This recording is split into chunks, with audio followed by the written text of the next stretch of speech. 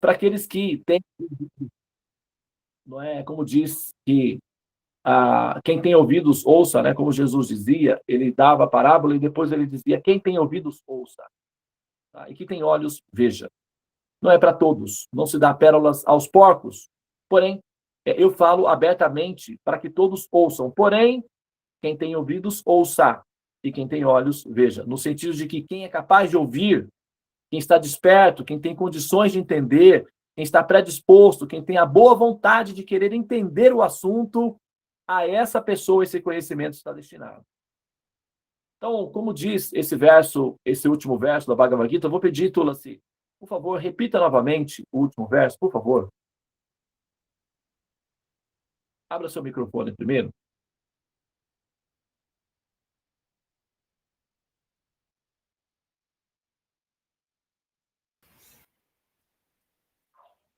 Os três modos da natureza material. Então, o último verso diz assim: a natureza material consiste em três modos: bondade, paixão e ignorância. Ao entrar em contato com a natureza, ó Ajna, de braços poderosos, a entidade viva eterna é condicionada por estes modos.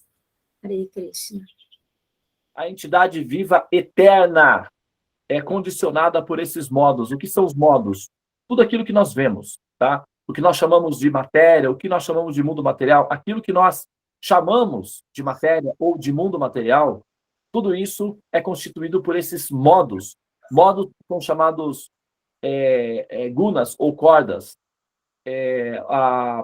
Os acadêmicos atualmente chegaram a essa mesma conclusão, e eles têm um sistema de conhecimento estabelecido que permite uma percepção de realidade.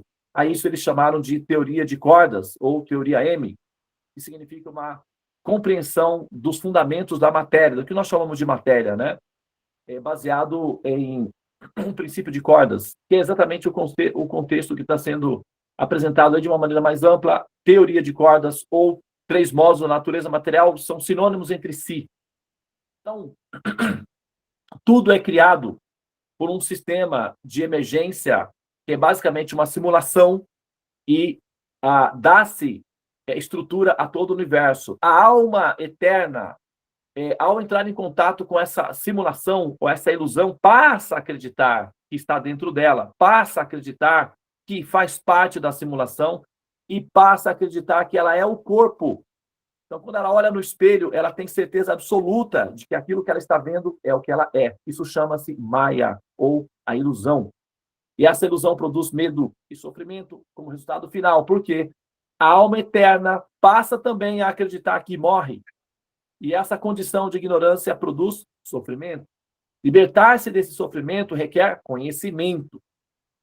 Mas eu rezo, Devananda, eu pratico a religião direitinho. Muito bem, isso torna você uma pessoa piedosa, mas não torna você uma pessoa liberta. É diferente.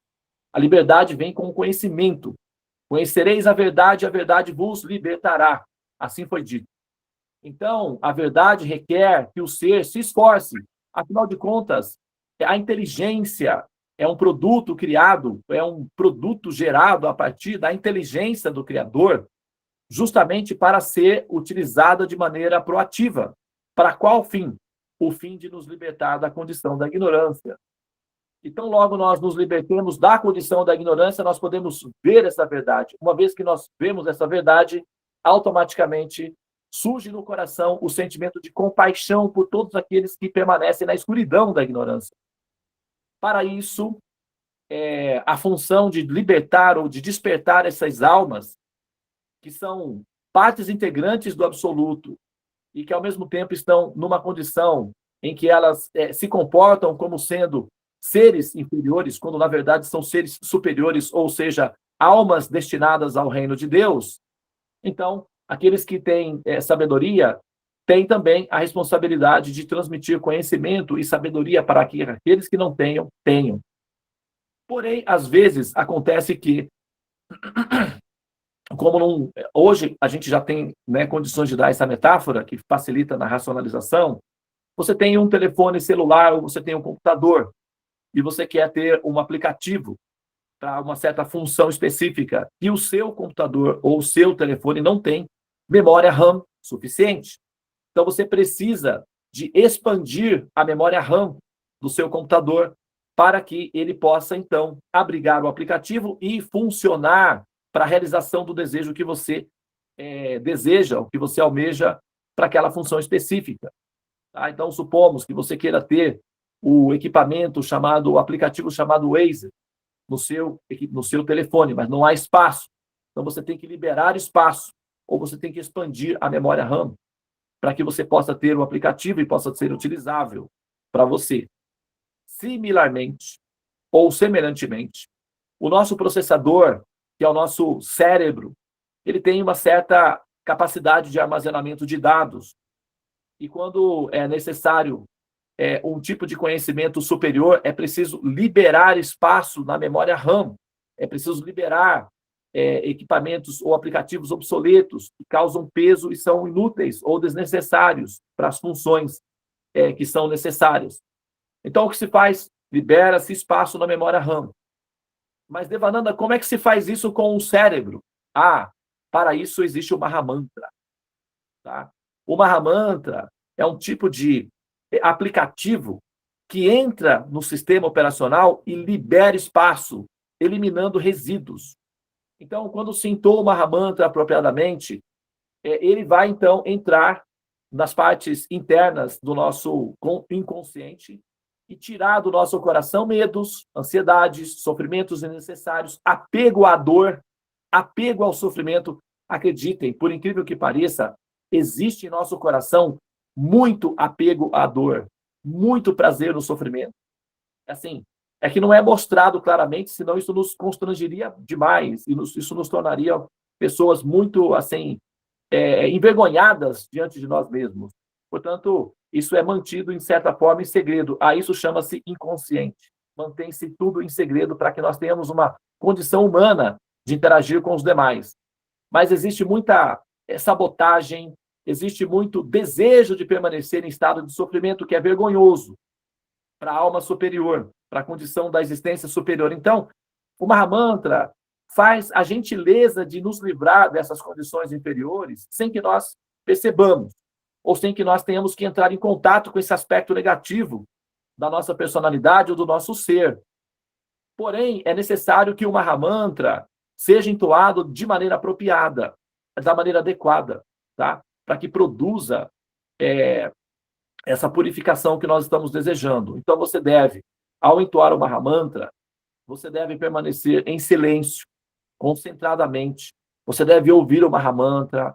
Você não deve entoar o Mahamantra pensando nos diferentes afazeres domésticos, nas frivolidades da vida.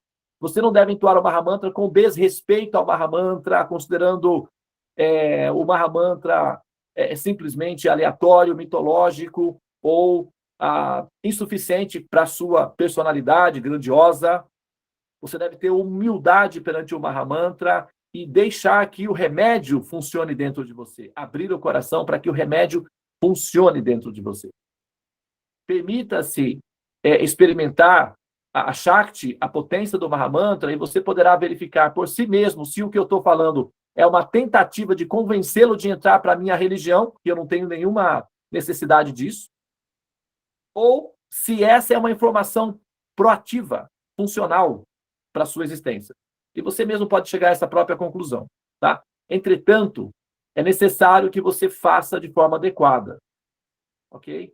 E é preciso preparar, não é, a consciência para que nós, assim, sejamos capazes de ouvir adequadamente o Mahamantra, uma vez que o Mahamantra, então, se instala na nossa consciência, ele próprio vai fazer todo o trabalho pesado a qual nós não somos capazes de fazer, ou vai eliminar aquela sujeira a qual nós estamos apegados. Não sei se vocês, para encerrar minha fala aqui hoje, não sei se vocês assistem ou já tiveram a oportunidade de assistir um programa na televisão, acho que canal, eu não sei se é canal fechado ou canal aberto, que conta a história dos acumuladores compulsivos.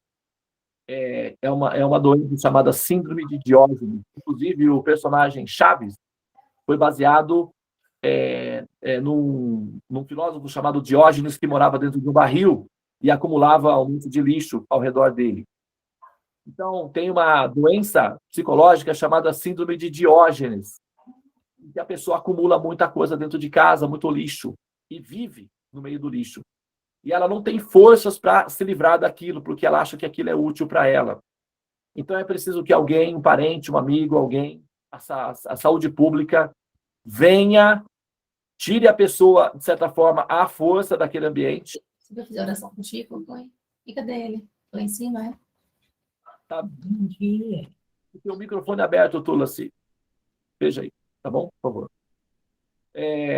Então, essa síndrome de Diógenes faz com que a pessoa queira manter o lixo, que obriga ela a viver numa condição imunda de existência e sofrendo. Ela em si não percebe que está sofrendo e deseja manter as condições de sofrimento dela. Mas vem uma pessoa, um parente, um amigo, alguém que tem sanidade, olha aquela situação e vê que aquilo é uma doença, que aquilo é ruim, e trata de fazer uma limpeza e uma reforma naquele ambiente. É exatamente essa a nossa condição. Nós somos apegados a coisas que tornam o nosso ambiente interno desfavorável, com bastante impurezas. E o Mahamantra faz exatamente essa função. Ele vai nos colocar numa condição de dignidade humana, limpando o nosso habitat e retirando o lixo a qual nós somos apegados ou apegadas como alma e nem temos consciência disso. Então vamos aproveitar essa oportunidade de nos tratar, de nos curar. O Mahamantra é um princípio ativo medicinal que nos cura mentalmente, emocionalmente, e isso nos dá verdadeira condição de irmos adiante com o objetivo de obter paz. Ninguém pode ser feliz sem paz. Muito bem. Então, eu vou então encerrar aqui, né, a minha fala hoje. Hoje é sábado, regido por Saturno. Saturno é um indicativo daqueles que são pensadores. Saturno é lento, ele permanece muito tempo parado, são aqueles que meditam, aqueles que pensam, aqueles que passam longo tempo dedicando-se, gastando ou investindo a sua inteligência em entender o absoluto, os chamados filósofos, ou os amantes do Supremo. Os astrólogos são regidos pelo planeta Saturno, a matéria-prima é o elemento tempo, o karma. O que nós estamos fazendo aqui? Nós estamos tentando corrigir o nosso karma. Então, aqueles que querem corrigir o karma de maneira apropriada devem dedicar-se a utilizar a inteligência para compreender o absoluto. Isso é sacrificar a inteligência por um propósito superior e, por conta disso, os nossos karmas são aliviados. Porque para compreender o Supremo, nós precisamos ter um karma leve. Então, se você se dedica a compreender o Supremo, automaticamente o universo entende que precisa aliviar você do seu karma para que você consiga realizar essa função a qual o universo foi projetado, para a qual o universo foi projetado. Então, buscar inteligir ou compreender de forma inteligente o absoluto é inteligente do ponto de vista daqueles que querem tratar, curar ou purificar o próprio karma. Okay? Então, fica aí essa dica para hoje, né? Agora eu vou passar a nossa